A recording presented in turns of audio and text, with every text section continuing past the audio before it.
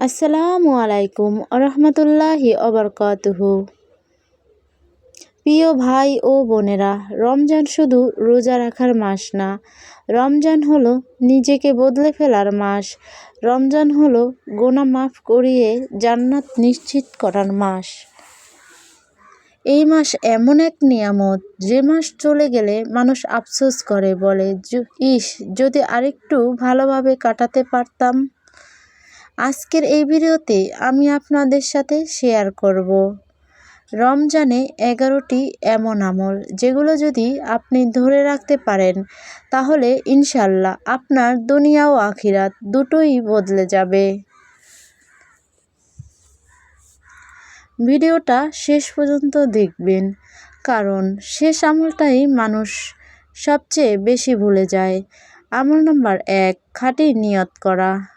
রমজানের প্রথম ও সবচেয়ে গুরুত্বপূর্ণ আমল হলো খাঁটি নিয়ত।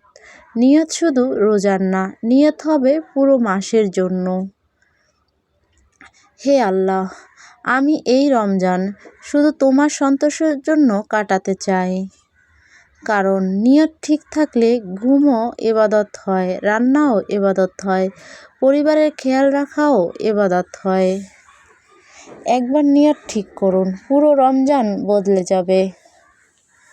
আমল নাম্বার 2, 5 ওয়াক্ত নামাজ জামাতে পড়তে হবে। রমজানে অনেকে রোজা রাখেন, কিন্তু নামাজে গাফলিতে করেন। প্রিয় বন্ধুরা, নামাজ ছাড়া রোজা অসম্পূর্ণ। বিশেষ করে ফজর ও এশার নামাজ জামাতে পড়ার চেষ্টা করুন। নবীজি সাল্লাল্লাহু আলাইহি সাল্লাম বলেছেন, জামাতে নামাজে 27 গুণ বেশি সওয়াব। রমজানে এই সুযোগ হাতছাড়া করবেন না।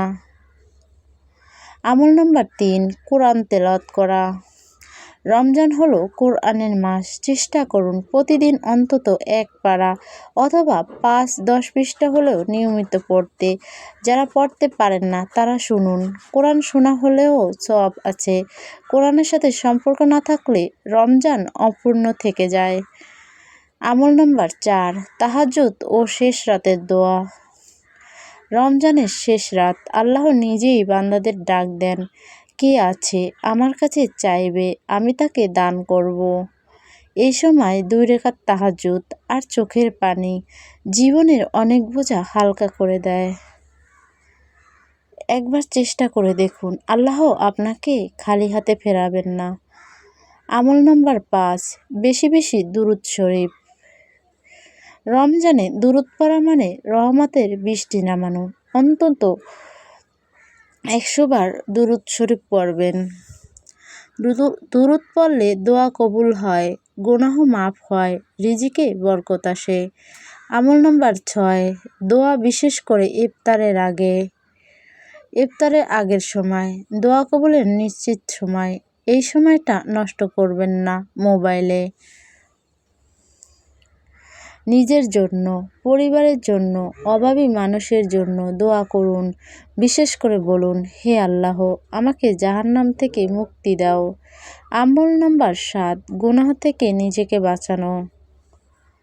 রমজানে শুধু না খাওয়া না, চোখের রোজা, কানের রোজা, জিহ্বার রোজা, মিথ্যা গীবত থেকে বেঁচে থাকা। নবীজি সাল্লাল্লাহু আলাইহি সাল্লাম বলেছেন, যে ব্যক্তি মিথ্যা ও খারাপ কাজ ছাড়ে না, আল্লাহ বলেন তার খাওয়ার দরকার নেই। আমল নাম্বার 8, সদকা ও দান করা। রমজানে সদকার সওয়াব বহুগুণ। অল্প হলে নিয়মিত দিন। একজন ক্ষুধার্ত মানুষকে ইফতার করানো আপনাকে জান্নাতের খুব কাছে নিয়ে যাবে।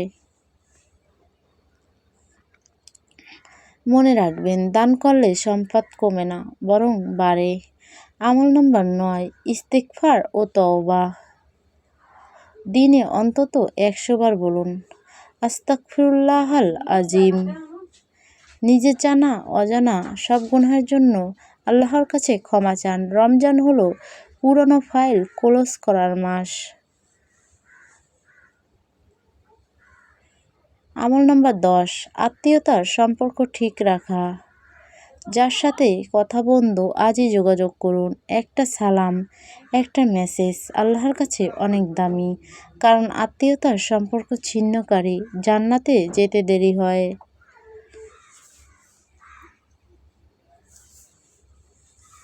আমল নাম্বার 11, শেষ দশকের বিশেষ ইবাদত। শেষ দশক মানে লাইলাতুল কদর। এই সময়ে বলুন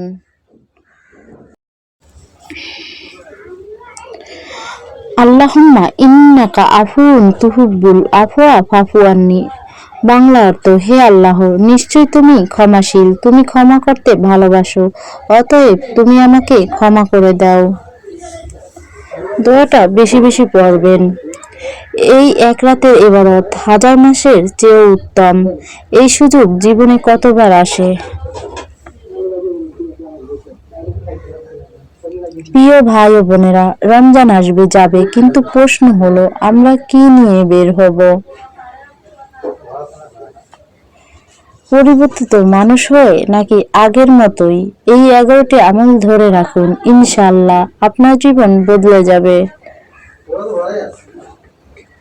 ভিডিওটি যদি আপনার উপকারে আসে তাহলে অবশ্যই লাইক দিন, আপনার প্রিয়জনের সাথে শেয়ার করুন।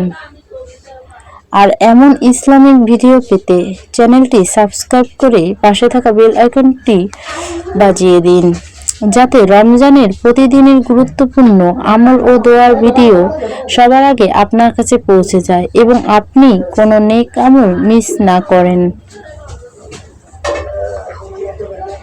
পরবর্তীতে কোন বিষয় নিয়ে ভিডিও বানালে আপনাদের উপকারে আসবে তা অবশ্যই কমেন্ট সেকশনে জানাবেন। আপনাদের একটি কমেন্টই আমাদের নতুন ভিডিও বানানোর অনুপ্রেরণা দেয়। ইনশাআল্লাহ সেই অনুযায়ী আমরা ভিডিও নিয়ে আসব। আল্লাহ আমাদের সবাইকে এই রমজানকে কবুল করার তৌফিক